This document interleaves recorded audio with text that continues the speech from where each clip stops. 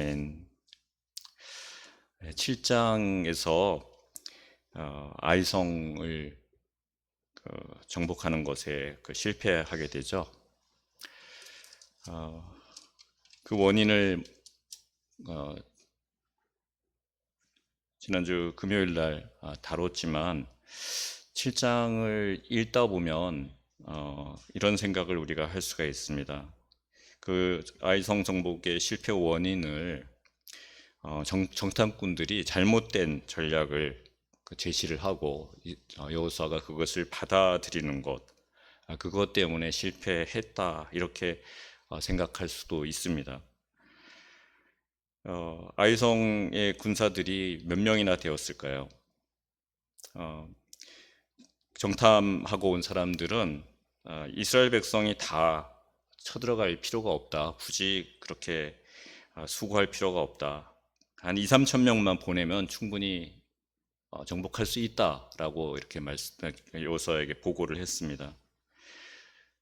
오늘 읽은 본문에서 아이성에 진멸된 그 인구가 남녀 모두 25장에서 보면 남녀 모두 12,000명이다라고 얘기하고 있죠. 그럼 그 중에 절반은 남자일 거고 또 그 중에서 한 절반 정도가 싸울 수 있는 젊은 사람들이었을 것입니다. 그 아이들과 아주 노인들을 제외한다면, 그런 계산이라면 그 정탐꾼들이 아주 정확하게 봤던 것이죠. 그쪽에 싸울 수 있는 군사가 3,000명이니까 우리가 3,000명만 가도 능히 이길 수 있다. 왜냐하면 지금 이스라엘은 지금 승리의 승리를 거듭하는 승기를 잡은 그런 전투력을 가지고 있고, 아이성은 상대적으로 간담이 높고 이스라엘에 두려움을 가진 그런 상태이기 때문에 3,000명만으로 너끈히 이길 수 있다라고 이제 계산을 한 거죠. 아마 우리가 생각할 때는 우리 역시도 그렇게 여겼을 것입니다. 그런데 그 수적인 계산이 잘못됐던 것은 아니었죠. 두려워하던 아이성 사람들이 이스라엘 백성들을 이겼습니다. 그 무엇이 문제였죠? 이미 다뤘습니다. 금요일날 이제 말씀 못 들으신 분들 위해서 말씀을 드리지만, 문제는 우리의 사람의 생각으로 계획하고 그 전략을 세우고 하는 것의 그 실패의 문제가 있었던 것이 아니라는 거죠. 하나님이 진노하시는 일이 이스라엘 진영 내부에 있었던 것입니다. 여리고성을 정복하면서 모든 것을 다 진멸해서 하나님 앞에 온전히 바쳤어야 되는데 그것을 하지 못한 것이었죠. 단 한 사람의 잘못이 이스라엘 전체의 실패에 이르게 했던 것입니다. 그가 누구였죠? 아간이었죠. 아간이 온전히 바치라는 하나님의 명령에 순종하지 못함으로 그 자신이 온 이스라엘의 하나님을 향한 그 순종이 깨어진 것이죠. 그것 때문에 하나님께서 진노하셨고 그것 때문에 이 전쟁에서 실패하게 된 것입니다. 그래서 7장은 바로 그 헤렘을 하지 못한, 온전히 바치지 못한 아간이 그 자신과 가족들이 헤렘을 당함으로 돌에 맞아 죽고 아골골짜기에 그들을 뒤덮는 돌무더기가 세워짐으로 끝나게 됩니다. 그래서 이스라엘 백성들의 정결치 못한 하나님 앞에 정결치 못한 그 상태가 회복이 되는 것이죠. 그런데 그 과정에서 아주 가볍게 보았다가 의외의 실패를 맛본 여호수아 장로들이 7장 7절에 보면은 이렇게 말하고 있습니다. 슬프도소이다 주 여호와여, 어찌하여 이 백성을 인도하여 요단을 건너게 하시고 우리를 아모리 사람의 손에 넘겨 멸망시키려 하셨나이까. 우리가 요단 저쪽을 만족하게 여겨 거주하였더라면 좋을 뻔하였나이다. 굉장히 위험한 거의 전 세대들이 하나님 앞에 그 진노를 샀던 그 원망에 가까운 그런 그 말을 하고 있죠. 그러면서 이어지는 8절에 보면 주여 이스라엘이 그의 원수들 앞에서 돌아섰으니 내가 무슨 말을 하오리이까. 가나안 사람과 이 땅의 모든 사람들이 듣고 우리를 둘러싸고 우리 이름을 세상에서 끊으리니 주의 크신 이름을 위하여 어떻게 하시려 하나이까. 이렇게 하나님께 여쭈어 봅니다. 우리는 늘 이런 그 모습으로 살아가는 게 아닌가 그런 생각을 해봅니다. 자신이 잘못해서 벌어진 일들 때문에 하나님께 원망하고 또 하나님의 이름을 들먹거리면서 그 패배를 만회할 수 있게 해달라고 이렇게 간구하는 것이 아닌가 하는 생각을 합니다. 그래서 지금까지 온전히 잘 순종해왔던 이스라엘의 다음 세대들과 여호수아가 이렇게 조상들을 닮은 그런 원망에 가까운 말들을 쏟아놓는 이런 굉장히 위험한 지경에까지 이르지만 하나님께서는 그들을 징계하신 이후에 그들을 회복시켜 주십니다. 더 큰 은혜를 부어주십니다. 오늘 8장의 그 말씀이 그런 내용이라고 할 수 있을 것입니다.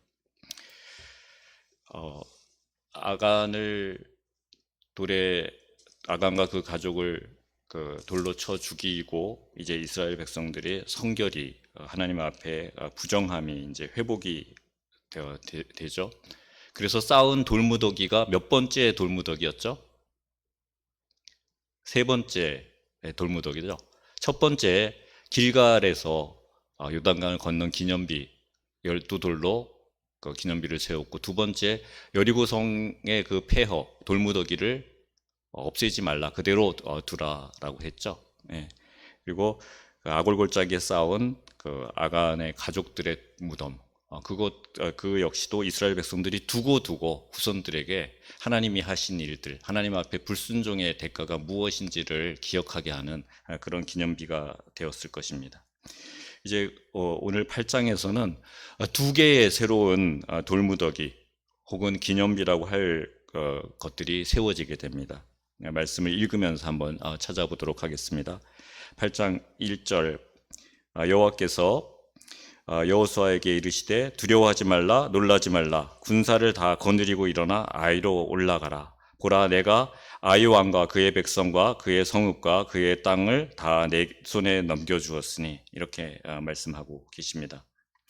다시 용기를 주시는 것이죠. 이제 아간의 문제가 해결되었기 때문에 너희 손에 아이성을 붙인다, 아이성을 정복할 수 있게 할 것이다 라고 말씀하시는 거죠. 이렇게 징계가 끝난 이후에 하나님께서는 이스라엘 백성들에게 새로운 은혜를 주시게 되는 것이죠. 그래서 우리는 늘 어떤 어려움, 실패를 겪었을 때 그 가운데 내가 이렇게 한 발 물러서고 주저앉게 된 것이 나의 어떤 잘못 때문인지를 생각하면서 다시 회복시키시고 또 더 크게 부어주실 그 은혜를 바라보는 그런 마음을 가져야 할 것입니다. 2절에서 9절 그 말씀을 보면 하나님께서 이제 세심한 작전 지시를 하십니다. 여리고성에 정복하는 그 작전은 우리가 볼 때 참 이해하기 어려운 하나님의 방식으로 여리고를 정복하는 그런 작전 명령이었죠. 근데 여기서는 우리 마음에 쏙 드는, 우리가 생각해도 그건 확실하게 맞아 하고 생각될 정도로 그런 전략을 하나님께서 지시하고 계십니다. 바로 핵심은 매복 작전이었죠. 이스라엘 백성들이 다 쳐들어 올라가지 말고 그 골짜기 숲속에, 아마 숲이 있었던 것 같습니다. 그 숲속에 매복하고 있으라라고 말하고 있습니다. 이미 한 차례 정면으로 공격해 들어갔다 실패한 뒤입니다. 그것을 고려할 때 이 작전은 굉장히 효과적이고 적절한 그런 작전이 아닌가라고 생각합니다. 그 실패를 오히려 역으로 활용할 수 있는 것이죠. 적들은 한 번 승리를 맛보았기 때문에 이스라엘 백성들이 다시 올라갔을 때 아주 만만히 보고 쳐 내려오려고 할 것입니다. 그럴 때 후퇴하면서 그들이 성 밖으로 다 나오게 한 이후에 매복했던 군사들이 그들을 쳐 없애는 이제 그런 방식의 그 전투가 진행이 되고 있는 것이죠. 하나님께서는 늘 한 가지 방식으로만 일하시는 것이 아니라 우리 삶에서 이렇게 여러 가지 다양한 방식으로 하나님의 역사를 드러내 보여주십니다. 그래서 우리가 천국을 하나님 나라를 확장하는 일에 어떤 때는 이렇게 어떤 때는 저렇게 그 때와 상황에 맞게 하나님께서 지혜롭게 그 일들을 해나가도록 우리에게 말씀을 하시죠. 복음서에서도 우리 주님께서 다양한 기적과 또 다양한 비유의 말씀으로 예수님 그 자신이 어떤 분이신지를 드러내 보여주셨고 또 천국을 확장하기 위해서 해야 될 일들 그것들을 다양한 모습으로 보여주시는 것을 우리가 볼 수 있습니다. 우리 삶에서도 이렇게 하나님의 다양한 은혜들을 경험을 하게 되죠. 그래서 그 8절에 보면은 너희가 그 성읍을 취하거든 그것을 불살라 여호와의 말씀대로 행하라라고 이렇게 명령을 하고 계십니다. 이게 무슨 뜻이죠? 여호와의 말씀대로 행하라. 7장에서도 이야기했던 것이죠. 바로 온전히 바치라. 아이성을 온전히 바치라. 온전히 불살라서 하나님 앞에 바치라. 헤렘을 다시 한번 명령을 하고 계시는 겁니다.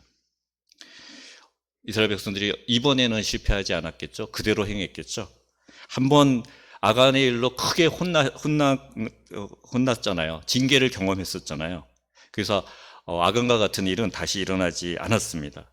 그래서 오늘 시작하면서 읽은 말씀 24절하고 26절에 보면 진멸하기를 마치고 또 진멸하여 이렇게 두 번 강조돼서 말하고 있죠.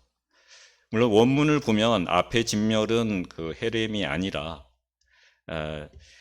그 타맘이라는 다른 단어로 쓰이고 있지만은 유사한 의미로 보입니다. 그러니까 남기지 않고 아이성의 모든 것들을 다 하나님께 불태워 드리는 그런 모습을 보이게 되는 것이죠.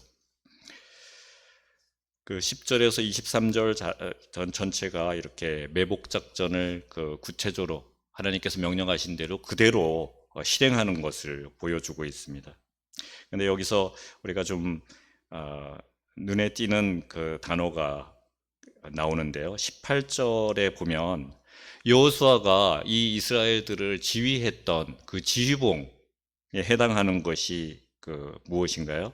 무엇을 들고 아이성을 가르치고 성읍을 가르치고 있죠? 단창을 사용을 하고 있죠. 그 단창이 하나님의 지시한 매복 작전을 실행하는데 그것을 드는 것이 신호가 되고 있습니다. 그리고 그 작전이 성공하고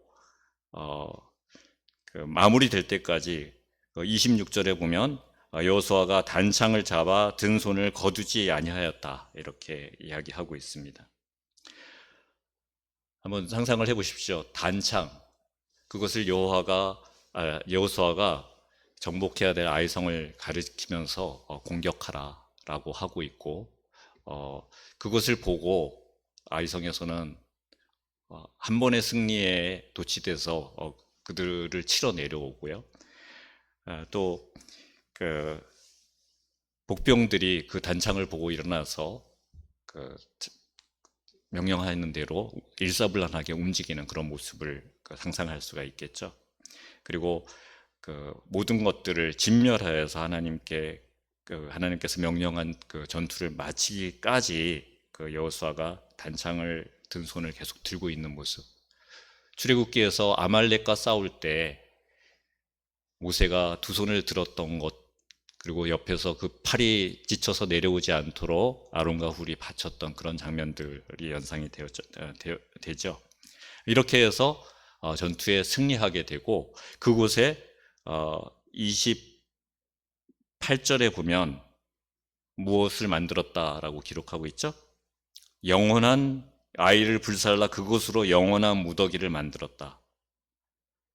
그리고 또 29절에 보면 아이 왕을 나무에 매달았다가 내려서 성문 어귀에 던지고 그 위에 돌로 큰 무더기를 쌓았다.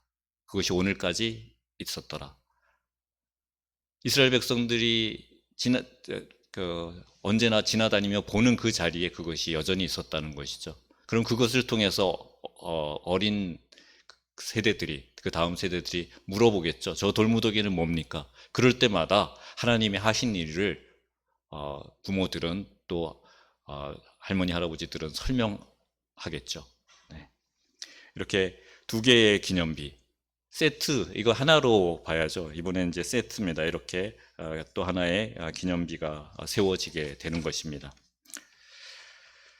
이렇게 한 번의 실패를 통해서 더 큰 승리의 기쁨을 누리게 하셨습니다.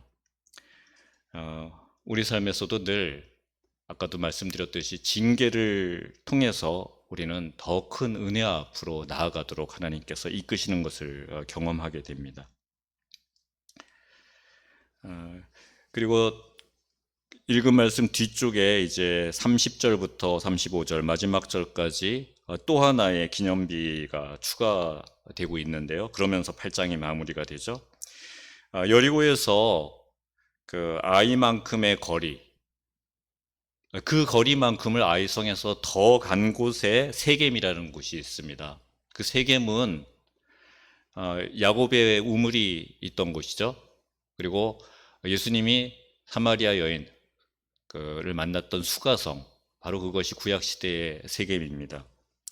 이곳에 또 하나의 기념비가 세워지는 것으로 이게 8장이 마무리되고 있는데요. 30절에서 35절에 보면 일단 30절에 여호수아가 이스라엘의 하나님 여호와를 위하여 에발산에 한 제단을 쌓았다라고 기록하고 있고요. 31절에 여호와께 번제물과 화목제물을 그 위에 드렸다. 그리고 32절에 거기서 모세가 기록한 율법을 이스라엘 자손의 목전에서 그 돌에 기록하였다라고 하고 있죠. 이 제단 자체가 돌로 쌓은 이 제단 자체가 하나의 기념비적인 역할을 하게 되는 것이죠. 그리고 조금 분명하지는 않지만 그 돌에다가 모세의 율법을 기록했다라고 하고 있습니다. 그 제단에다가 회치를 하고 거기다가 율법을 기록했다는 것인지, 아니면 별도의 돌을 쌓고 거기다가 기록했다는 것인지 분명하지 않습니다. 하지만 어쨌건 하나이건 아니면 제단과 돌비 두 개이건 분명한 것은 율법을 기록하고 그것을 이스라엘 백성들이 기념하고 기억할 수 있는 또 하나의 돌무더기가 쌓였다라는 것이죠. 그래서 몇 번째 돌무더기가 되죠? 우리 잘 헤아려 가시면 됩니다. 아까 방금 아이성을 폐허, 그 돌무더기가 4번째였죠? 그러면 5번째 돌무더기가 생기게 된 것이죠. 제가 처음 여호수아서 시작하면서 몇 개의 돌무더기 기념비가 세워진다 그랬죠? 여호수아 전체에 8개라 그랬습니다. 이제 그 중에 벌써 절반이 넘어섰습니다. 이렇게 에발산 정상에 그 돌비를 세웠는데요. 세겜은 에발산과 또 하나의 산 사이에 있는 도시죠. 에발산 반대편에 있는 산이 무슨 산입니까? 그리심산입니다. 그래서 신명기 27장에서 축복과 저주를 선포하라고 명령을 하죠. 그리심산의 6지파, 에발산에 6지파를 세워놓고 그 가운데 서서 축복과 저주의 말씀을 선포할 때, 축복의 말씀을 선포할 때는 그리심산에 선 백성들이 아멘 아멘 하라고, 그리고 저주의 말씀을 선포할 때는 에발산에 선 백성들이 아멘 아멘 선포하라고, 이렇게 신명기 27장에 명령하고 있습니다. 그리고 그 명령을 실행한 것이 바로 이 장면이라고 할 수가 있죠. 그리고 나서 그 율법의 34절에 보면 율법책에 기록된 모든 것을 축복과 저주하는 기록된 모든 것대로 축복과 저주하는 율법의 모든 말씀을 낭독하였다라고 얘기합니다. 이 장면은 무엇에 대한 그 명령, 어떤 명령에 대한 그 실행이라고 볼 수가 있죠? 신명기 31장 9절에서 13절에 보면 매 면제년, 그러니까 7년마다 돌아오는 면제년 그 초막절에 모든 백성, 어린아이부터 어른 노인까지 남녀노소를 다 모아놓고 하나님의 말씀, 즉 율법을 낭독하라라고 모세가 여호수아에게 명령했죠. 그리고 24절에서 신명기 31장 24절에서 29절을 보면 율법책을 언약궤 곁에 두어서 이스라엘 백성들에게 행한 하나님의 그 일들, 은혜들, 그것들에 대한 증거가 되게 하라. 그리고 그 말씀을 지도자들을 모아서 읽어주라라는 하나님의 명령이 있습니다. 바로 그 명령을 실행한 것이라고, 최초로 실행한 그런 장면이라고 할 수 있습니다. 이렇게 하나님께서는 하나님에 대한 그 순종, 그것을 새롭게 결단하고 하나님이 모세를 통해서 명령한 것을 여호수아가 실행하도록, 그래서 하나님의 은혜 안에 더 깊이 들어가도록 이스라엘 백성들을 이끌고 계시는 것을 볼 수가 있습니다. 정리하겠습니다. 우리는 그 죄 때문에 살아가면서 하나님의 징계를 경험할 수가 있습니다. 그런데 하나님께서는 바로 그 징계를 통해서 우리에게 더 큰 은혜를 주시는 분이십니다. 우리의 실수를 디딤돌이 되게 하셔서 우리를 더욱더 정결하게 하시고 이전에 경험하지 못했던 더 큰 은혜를 경험하게 하십니다.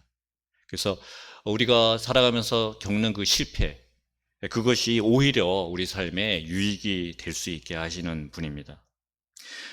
그러나 하나님께서는 우리가 계속해서 같은 죄를 범하기를 원치 않으십니다. 또다시 실패와 좌절을 경험하지 않고 계속해서 승리하는 삶을 살아가려면 우리가 우리 자신을 깨어서 돌아보면서 하나님의 은혜를 사모하며 그 은혜 안에 머물 수 있도록 하기 위해서 하나님 말씀 앞에 더 집중해야 하는 것이죠.